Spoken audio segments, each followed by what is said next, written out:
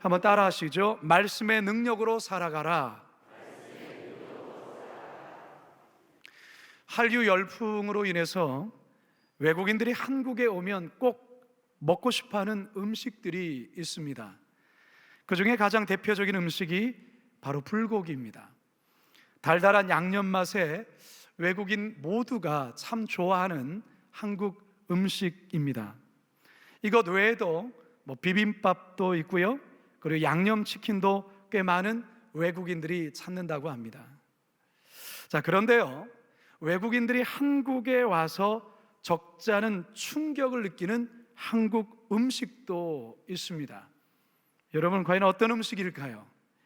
가장 대표적인 것이 바로 산낙지입니다. 산낙지. 이 외국인들의 눈에는 이 살아서 꿈틀대고 있는 이 산낙지를 이 접시에 담아오면 그야말로 기겁을 한다고 합니다. 더욱이 꿈틀대고 있는 산낙지를 아무렇지도 않게 먹는 모습에 더욱더 놀라워한다는 것입니다. 사실 저도 산낙지를 그리 즐겨 먹는 편은 아닙니다. 그런데 이 산낙지가 보기와는 다르게 우리 몸에 아주 좋은 보양식이라는 겁니다. 동의보감에서는 낙지 한 마리는 인삼 한 근과 비교해도 손색이 없을 정도다라고 기록이 있고요, 전라남도의 해안가 지역에서는 예로부터 소가 새끼를 낳거나 여름철 더위에 지쳐 쓰러져 있을 때 낙지 한 마리를 호박잎에 싸서 먹여주면 소가 금세 기운을 차리고 벌떡 일어났다고 합니다. 따라서 이 산낙지가 떨어진 기력을 회복시켜주는 데에 아주 탁월한 음식이라는 것이죠.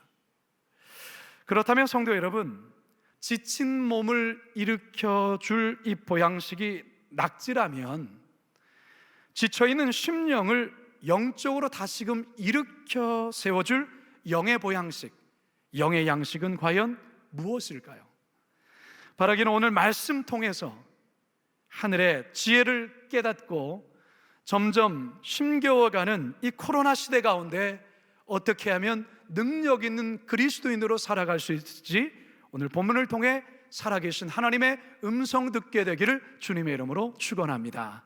따라 하시겠습니다. 성경을 읽어야 합니다. 여러분, 밥이 보약이다. 여러분, 이 말 많이 들어보셨죠? 밥이 보약이다. 이 말은 밥만 잘 챙겨 먹어도 건강을 유지하는 데 큰 어려움이 없다라는 그런 말이죠. 제가 학창 시절에 어머니에게서 이 말 정말 많이 들었습니다. 왜냐하면 제가 지금은 그렇지 않은데요, 그때 그 중학교, 고등학교 시절, 대학교 시절까지 좀 입이 짧기도 했고 먹는 것에 그리 큰 욕심이 없었습니다. 그러다 보니 체중도 적게 나갔고요, 대단히 삐쩍 마른 체격이었습니다. 여러분, 지금 모습 보면 좀 상상이 안 갔을 텐데요, 고등학교 때 사진을 보시면 아마 굉장히 놀랐을 겁니다. 일부러 사진은 준비하지 않았습니다. 저희 아버지가 저를 볼 때마다 야, 우리나라 사람들은 밥심으로 살아가는 거야, 밥심으로, 이런 말을 자주 하셨는데요, 요즘 제가 저희 둘째 아들에게 이 말을 종종 합니다. 왜냐하면 이 둘째 아들이 제가 어렸을 때와 너무 똑같은 거예요. 입도 짧고 조금 먹었는데도 배부르다 하고 잘 챙겨 먹지도 않는 것이죠. 그래서 이 아들 체격이 제가 고등학교, 대학교 시절과 똑같아요. 삐쩍 마른 그런 체격인 겁니다. 여러분, 몸이 아프거나 병이 나면 첫 번째로 나타나는 현상이 무엇이죠? 밥맛이 없어지는 것이죠. 특히 항암 치료를 받는 분들 제일 힘들어하는 것이 바로 이 부분입니다. 입맛이 없는 거죠. 근데 여러분, 밥을 먹지 않게 되면 사실 사람이 어떻게 됩니까? 기운이 없어지고 힘이 없기 때문에 몸은 점점 쇠약해지고 결국에는 생명의 위기까지 오는 것 아니겠습니까? 여러분, 영적인 부분도 이와 똑같습니다. 밥이 보약인 것처럼 영의 보약은 무엇이냐? 하나님의 말씀, 성경입니다. 마태복음 4장 4절 함께 읽겠습니다. 시작.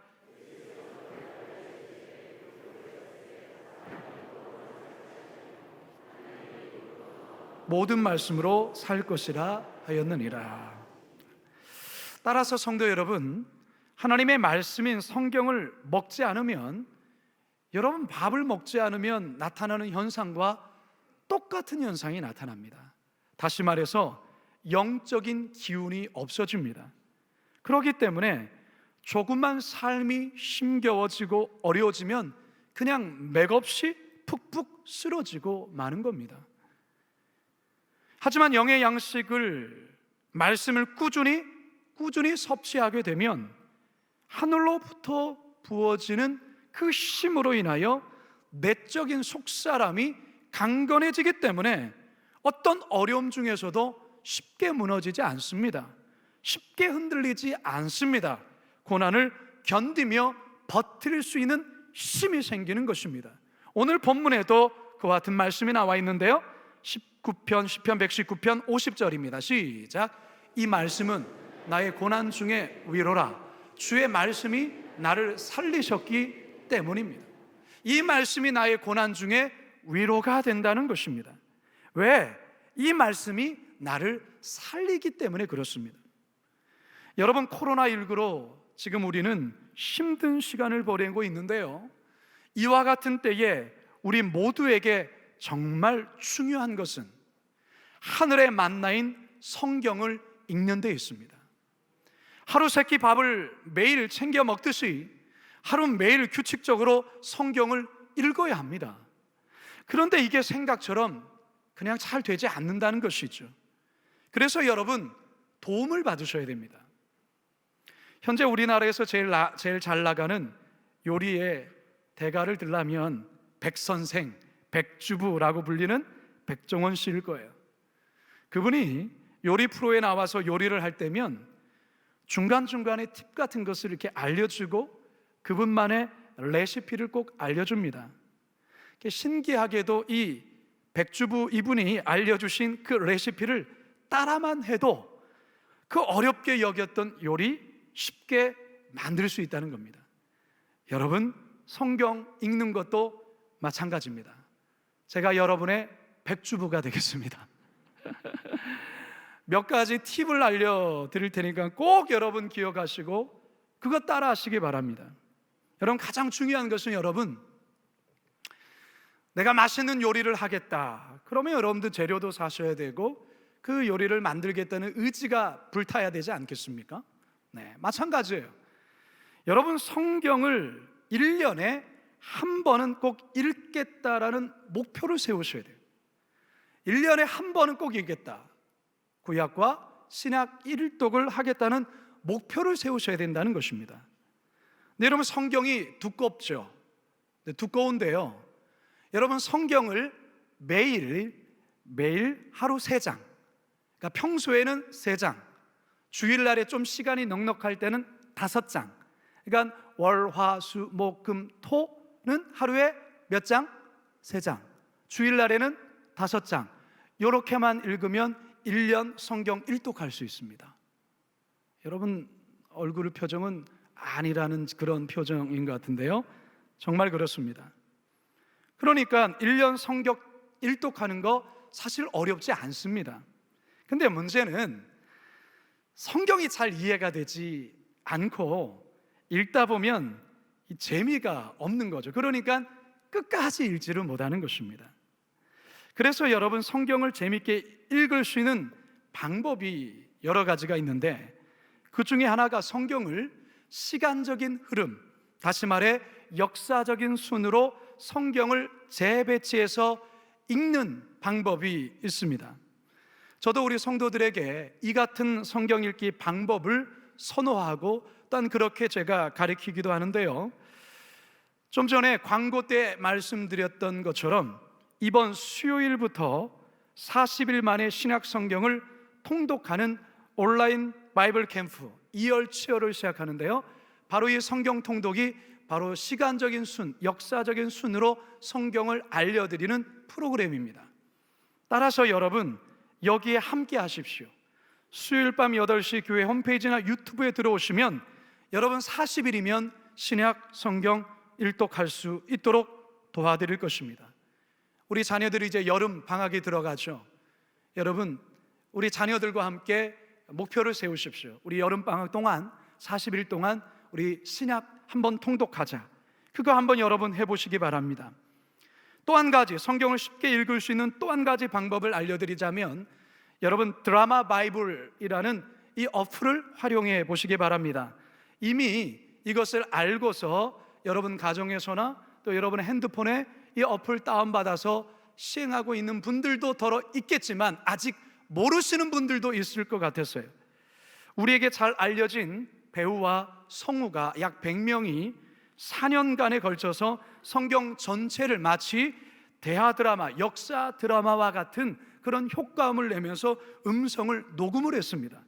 이게 감사하게도 공짜로 무료로 이렇게 어플을 다운받을 수 있도록 드라마 바이블 저곳에서 이거를 이 성도들에게 무료로 제공하고 있는 거예요.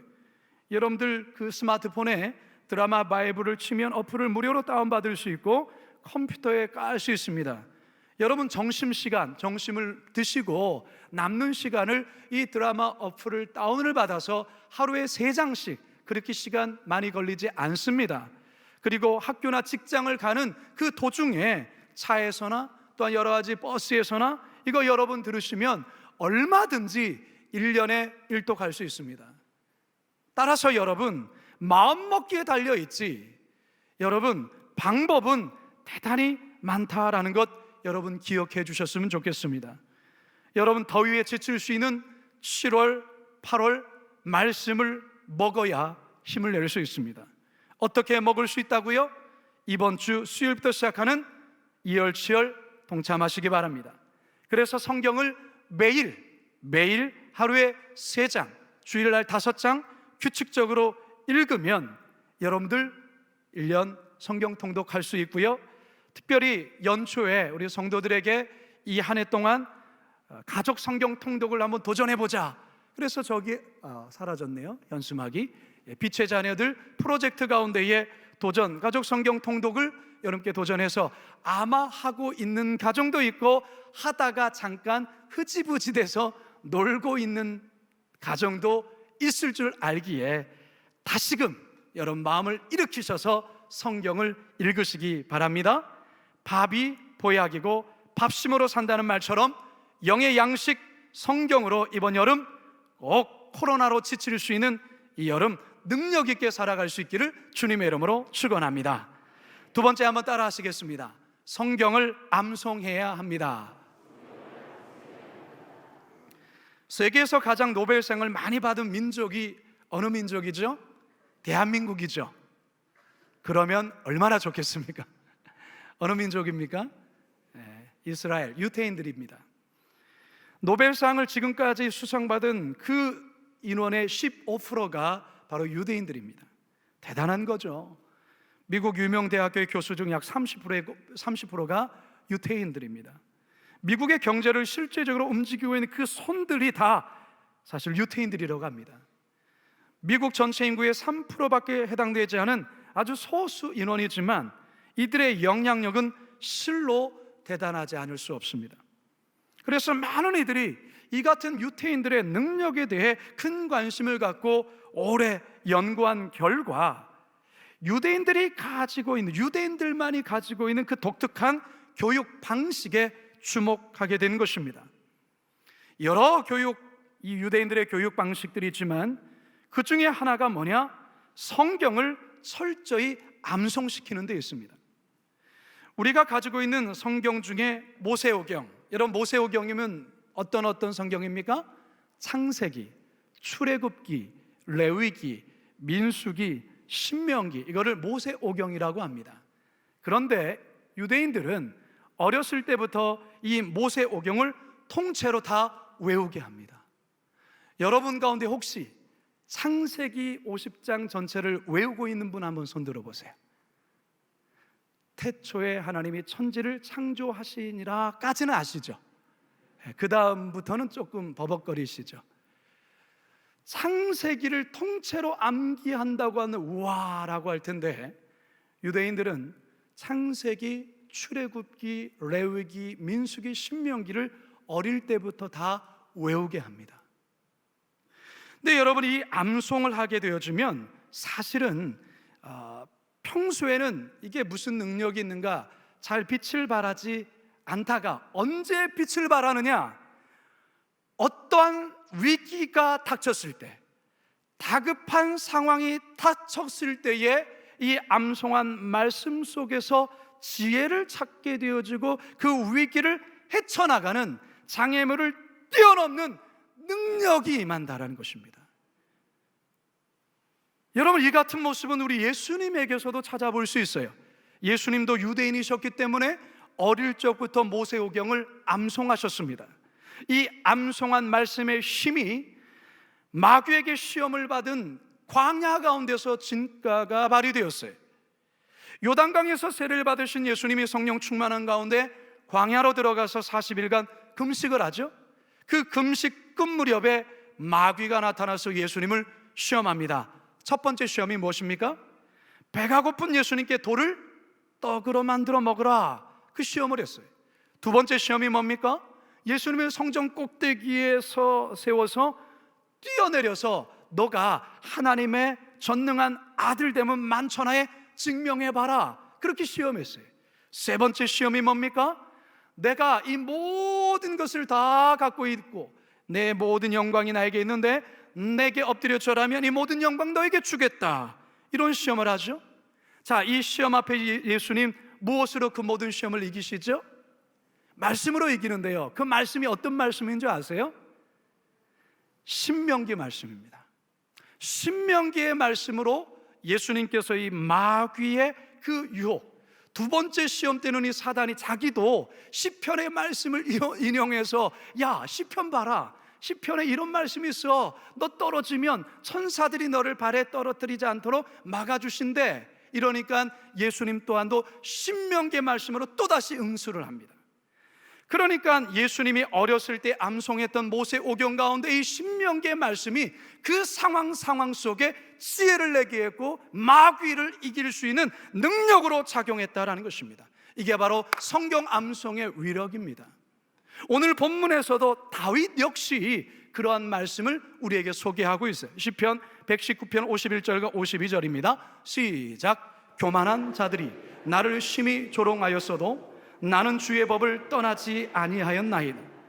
여호와여, 주의 옛 규례들을 내가 기억하고 스스로 위로하였나이다. 무슨 말입니까? 다윗을 조롱하며 인격적인 모멸감을 준 이들, 사실 여러분, 누군가에게 어떤 인격적인 모욕감을 느끼면 마음이 어떻습니까? 낙심되죠. 좌절이 되죠. 힘이 없어지죠. 기력이 쇠하여지죠. 그렇습니다. 다윗도 그랬단 말이죠. 깊은 절망과 낙심 속에 빠질 뻔했지만 하나님의 말씀을 기억하고, 즉 하나님의 말씀, 그 암송한 것을 떠올림으로 힘을 내어 스스로 위로하였다, 그렇게 말하고 있습니다.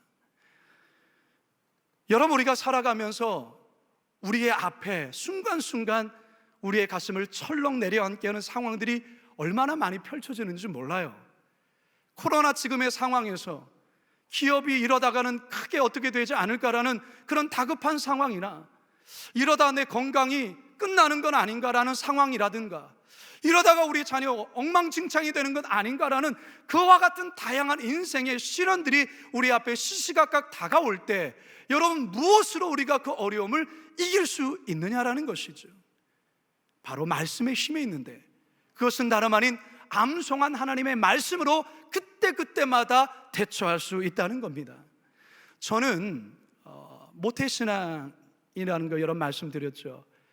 제 고향 제주 영락교에서 저는 이제 신앙 교육을 받으면서 어릴 때부터 제가 성장을 했습니다. 제가 어렸을 때는 그 주일학교, 지금 교회 학교라고 해요. 주일학교에서 성경 암송 대회를 참 많이 했습니다. 어떤 때는 산상수훈, 마태복음 5장이죠. 마태복음 5장 전체를 암송케 하는 대회가 있었어요. 어떤 때는 사랑장, 고린도전서 13장이죠. 어떤 때는 시편 23편, 뭐 이런 암송을 교회에서, 노회에서, 총회에서 많이 했어요. 근데 참 신기한 것은요, 그게 언제적입니까? 벌써 30년 훨씬 넘은 40년 가까이 되는 그렇게 시간이 흘렀는데 신기한 것은 그 암송했던 구절이 아직도 기억난다는 거예요. 이게 암송의 능력입니다. 특히 어렸을 때 성경을 암송케 하면 절대로 잊어버리지 않습니다. 우리 어르신들 암송하기 쉽지 않지만 암송하면 어떤 효능이 있느냐? 치매 예방을 할 수 있습니다.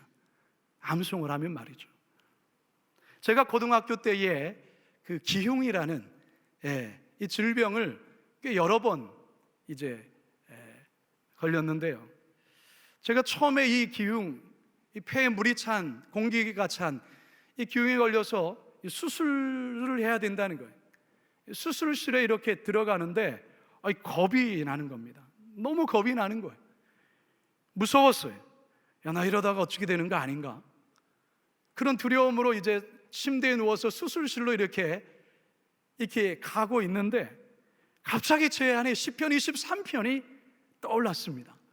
여러분 시편 23편 다 아시죠? 같이 한번 낭송해 볼까요? 모르시면 컨닝하셔도 됩니다. 여호와는 나의 목자시니 내게 부족함이 없으리로다. 그가 나를 푸른 풀밭에 누이시며 쉴 만한 물가로 인도하시는도다.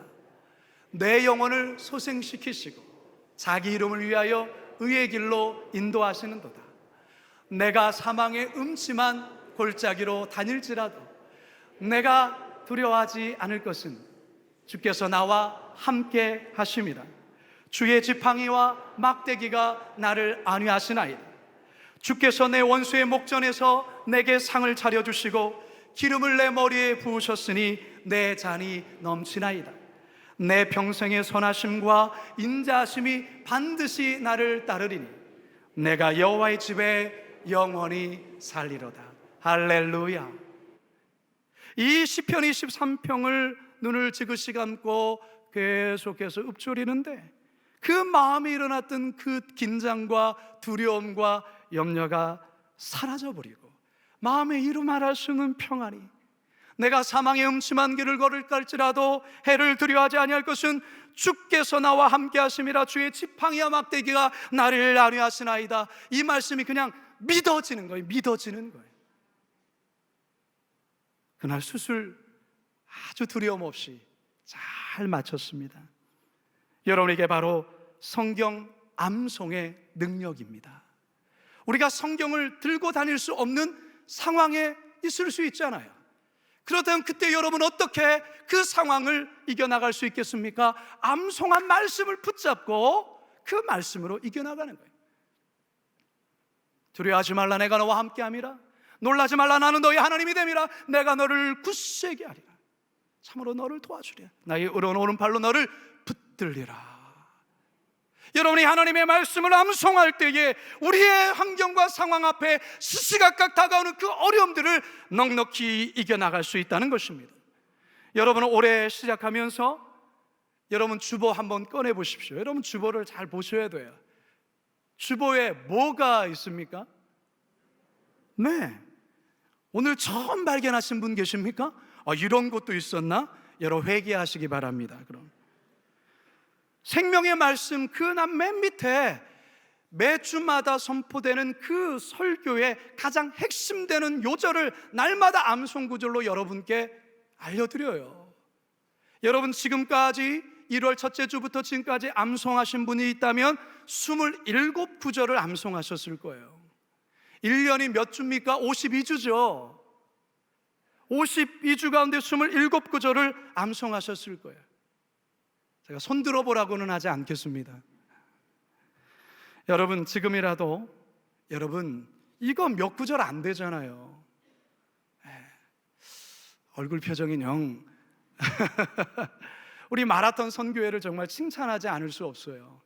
마라톤 선교회가 새벽에 일어나서 호수공원을 이렇게 도는데요, 이분들이 그냥 개거품 멀면서 그냥 뛰기만 하는 게 아니고요, 이들이 하나님의 말씀 2주의 암송 구절을 매일마다 암송하면서 뛴다라는 거예요. 뛴다라는 거예요. 여러분 박수 좀 쳐줘야 되지 않겠습니까? 우리 대표 되신 우리 임성계 장로님도 계시고 김옥현 장로님도 계시고 여러분 계시는데, 여러분, 정말 우리가 하나님의 말씀을 암송하셔야 됩니다. 가정사역위원회에서 가을에 그동안 여러분께 알려드렸던 이 성경 암송 구절을 가족 단위로 얼마나 암송했는지를 암송 대회를 가질 준비를 하고 있습니다. 여러분, 지금도 늦지 않았습니다. 여러분들 꼭 암송해 주실 수 있기를 바라겠고요.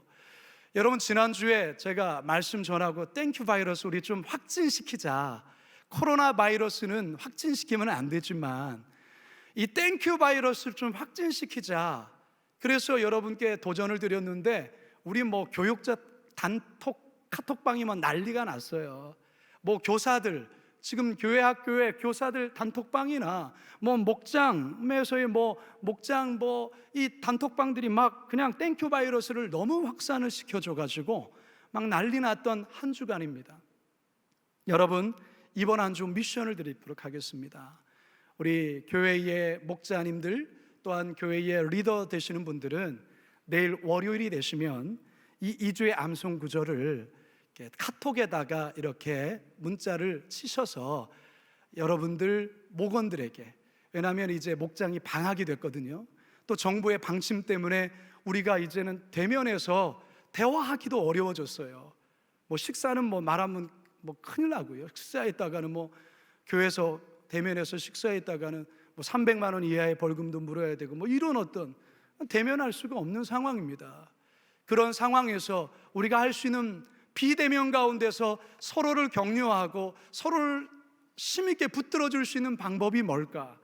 이게 목회자의 고민인 거예요. 그래서 여러분들 이 2주의 암송 구절을 꼭 여러분도 암송하시면서 그거를 핸드폰에 이렇게 적다 보면 외울 수 있지 않겠어요? 그것을 여러분 목원들에게 보내주시고, 또한 여러분 위원회 부서에도 보내주시고, 그렇게 한번 이거를 좀 퍼뜨려 주셨으면 좋겠어요. 그리고 두 번째는, 여러분 전도하는 것이 어려워졌잖아요. 대면할 수 없으니까. 근데 전도 안 하면 안 되잖아요. 그래서 주일날 설교를 3분으로 압축해서 생명을 살리는 골든타임 3분이라는 이 설교를 압축해서 그걸 여러분들 카카오톡에 여러분들 다운받으시고 여러분도 보시고, 그거를 여러분 주변에 요즘에 힘들어하고 있는 성도들이 있다면, 가족들이 있다면, 불신자들이 있다면 그거를 좀 퍼서 좀 날라주세요. 우리 목사님 설교한 3분을 압축한 거야. 지루하지 않아. 3분만 보면 돼. 그래서 여러분 그거 나눠주는 거, 그거 전도하는 거예요. 그거 할 수 있겠죠? 왜 대답이 시원치 않습니까? 할 수 있겠죠? 예, 꼭 해주시기 바라고요. 여러분 성경 암송 여러분 꼭 해주시기 바랍니다. 그러면 아무리 코로나 무슨 삼촌이 온다 하더라도 여러분 흔들리지 않습니다. 능력 있게 살아갈 수 있어요. 상황에 휘둘리지 않습니다. 여러분 말씀의 능력으로 힘있게 살아갈 수 있는 우리 성도들 되기를 주님의 이름으로 축원합니다. 마지막 세 번째 한번 따라하겠습니다. 성경을 가르쳐야 합니다. 교육열에 있어서 세계에서 가장 극성인 두 나라의 어머니들, 어느 나라 어머니들까요? 첫째는 유대인 어머니, 이스라엘 어머니들이고요. 두 번째는 어딜까요? 여러분들이세요. 우리나라 어머니들이에요. 교육 열정에 대해서는 세계 자타가 공인한 열정입니다.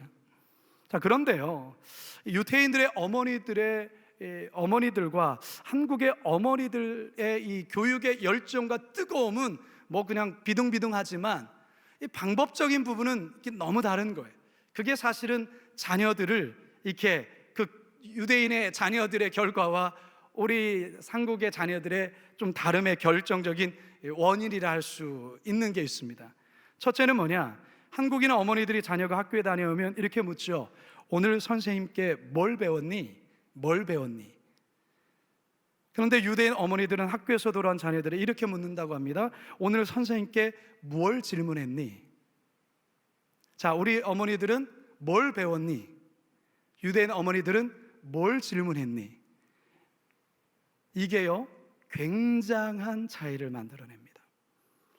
배우기만 한 학생은 수동적이고 소극적인 학생으로 자라게 되지만, 질문하는 학생은 창의적이고 능동적인 학생으로 자라게 된다는 것입니다. 유대인 어머니들의 교육열, 우리나라 교육열 대단하다 했습니다. 또 다른 것이 있습니다.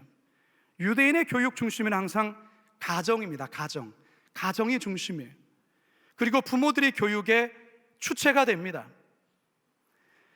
그리고 교육에는 반드시 신앙교육, 성경교육이 들어가 있습니다.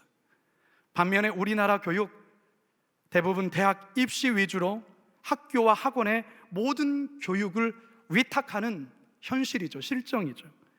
기독교 가정에서조차도 하나님을 알게 하는 교육, 성경을 가르치는 교육 거의 하지 못하는 상황입니다. 여러분, 지금 시대에 우리 부모들, 우리나라 상황에서 우리 부모들 자녀들에게 성경을 가르치는 것 결코 쉬운 일은 아닙니다. 함께 가정의 가족들이 모여서 밥을 먹는 것조차 쉽지 않죠. 너무 바쁘니까. 그런 가운데 가정 예배 드리는 거 쉽겠습니까? 이 바쁜 문화가 우리의 자녀들, 우리 부모들 그냥 놔두지 않습니다. 그래서 참 어렵습니다. 그런데 여러분, 이 같은 어려움이 지금 우리 시대, 우리나라 시대에만 있는 게 아니에요. 2000년 전 디모데가 살았던 그 시대에도 그랬어요. 디모데는 사도 바울이 친아들처럼 사랑하고 아꼈던 제자이죠. 디모데는 헬라인 아버지 그리고 유대인 어머니의 사이에 혼혈아로 태어났습니다. 당시 헬라 문화와 사상이 온 세계를 휩쓸고 있었던 그때 디모데는 아버지의 영향을 받지 않을 수가 없었을 겁니다. 헬라의 문화의 그 화려함, 세속적, 다신론적 신앙관이 디모데의 사상과 생각과 그의 모든 것들을 좌지우지할 수 있었을 겁니다. 그런데 디모데는 아버지의 영향보다 외할머니와 어머니의 유대적 신앙적 영향을 크게 받습니다. 그 이유가 어디 있을까? 오늘 보면 디모데후서 3장 14절 하반절 15절 상반절입니다. 시작. 너는 내가 누구에서 배운 것을 알며 또 어려서부터 성경을 알았나니. 어려서부터 뭘 알았다고요? 성경을 알았다. 이 어려서라는 헬라 단어는 브레푸스라는 단어인데 유아를 의미합니다. 보통 복중에 있는 아이나 젖먹이를 가리킵니다. 그러니까 디모데는 뱃속에 엄마의 태중에 있었을 때부터 그리고 젖먹는 유아 시기 내내 그의 어머니인 유니기를 통하여 항상 말씀을 들으며 자랐다라는 것입니다. 그러니까 다신론적 신앙관이 팽배하고 화려한 세속적 문화가 깔려있는 세상 속에서도 디모데는 하나님의 온전한 사람으로 하나님을 온전히 섬기는 자로 복음 전도자로 훌륭한 교회의 지도자로 우뚝 쓰임을 받았다는 것이죠. 성도 여러분, 코로나 사태로 우리의 삶이 힘들고 어려워진 것 사실입니다. 언택트, 다시 말해서 비대면 문화의 확산으로 모든 모임, 만남 어렵습니다. 무엇보다 지금 교회의 상황이 대단히 어려워졌습니다. 그러나 이 가운데서도 저는 긍정적인 면을 한 가지를 찾는다면 저는 가정이라 생각합니다. 가정. 여러분, 유일하게 사회적 거리를 두지 않는 집단이 어디입니까? 가정입니다. 여러분 집에 가면 여러분처럼 마스크 쓰십니까? 안 쓰잖아요. 여러분들 집안에서는 가족들이 껴안아도 되고 포옹해도 됩니다. 그 어느 때보다 가족들과 보내는 시간이 많아졌어요. 따라서 지금이 어느 때보다 가정에서 예배를 드리고 부모들이 자녀들에게 하나님의 말씀인 성경을 가르칠 수 있는 절호의 기회다라는 것입니다. 저는 이것을 기회라고 말합니다. 오늘부터 주일 저녁 예배 여러분들 가정에서 밤 8시에 온라인 유튜브에 여러분 앉아주십시오. 그래서 이것으로 가정 예배 함께 드려주시기 바랍니다. 저를 비롯한 우리 목사님들이 온라인 유튜브를 통해서 가정 예배를 인도하겠습니다. 밤 9시, 8시에 교회 홈페이지를 통해 여러분 가정에서 15분 예배 드릴 겁니다. 자녀들 15분 예배 드린다면 얼마든지 설득할 수 있잖아요. 함께 모여서 함께 예배합시다. 만약에 유튜브가 원활하지 않는다면 여러분 주보에 이렇게 가정 예배 나눔지를 실어드렸습니다. 영상이 원활하지 않으면 이걸 갖고 가정에서 그냥 인도하셔도 전혀 문제가 되지 않습니다. 여러분, 코로나로 한없이 위축될 수 있습니다. 아니 이것도 못해? 저것도 못해? 저것도 못하네? 이렇게 못해라고 생각한다면 아무것도 할 수 없습니다. 그러나 할 수 있는 게 더 많습니다. 이것이 우리들에게 기회로 삼아야 될 줄로 믿습니다. 기회가 될 수 있을 줄로 믿습니다. 오히려 이 어려운 때에 교회가 희망이고 하나님의 말씀이 능력이고 힘이라는 것을 경험할 수 있는 이 기회가 되었으면 좋겠습니다. 이제 말씀 마무리합니다. 코로나 장기화가 계속되고 있습니다. 언제까지 지속될지 모르겠습니다. 그럼에도 불구하고 여러분 흔들리지 마십시오. 여러분 지쳐있지만 마십시오. 여러분 다시 일어서십시오. 영의 양식인, 영의 보양식인 하나님의 말씀, 그거 읽으십시오. 암송하십시오. 가정 예배를 통하여 자녀들에게 가르치십시오. 그 힘으로, 이 힘으로, 말씀의 힘으로 능력 있게 코로나 시대를 살아내시는 우리 성도들 다 되시기를 주님의 이름으로 축원합니다. 축원합니다. 축원합니다. 이 시간 함께 말씀을 기억하며 우리 이 찬양 같이 고백하고 잠깐 기도하도록 하겠습니다. 주님 말씀하시면 내가 나아가겠습니다. 주님 뜻이 아니면 내가 멈춰 서겠습니다. 주님 말씀하시면 내가 나아가리라. 주님 뜻이 아니면 내가 멈춰서리다.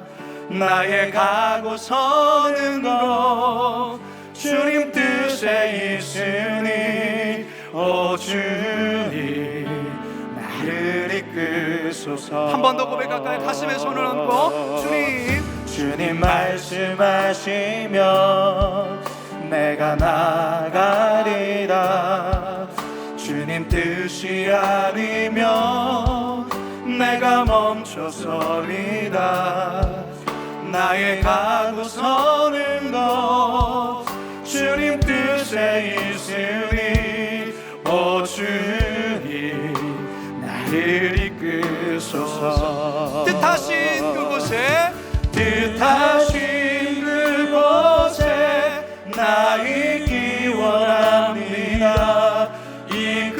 이끄시는 대로 순종하며 살리니 연약한 내 영혼 통하여 일하소서. 주님 나라와 그 뜻을 위하여 오 주님 나를 이끄소서. 오 주님 나를 이끄소서. 제가 기도하고 축도로 마치겠습니다.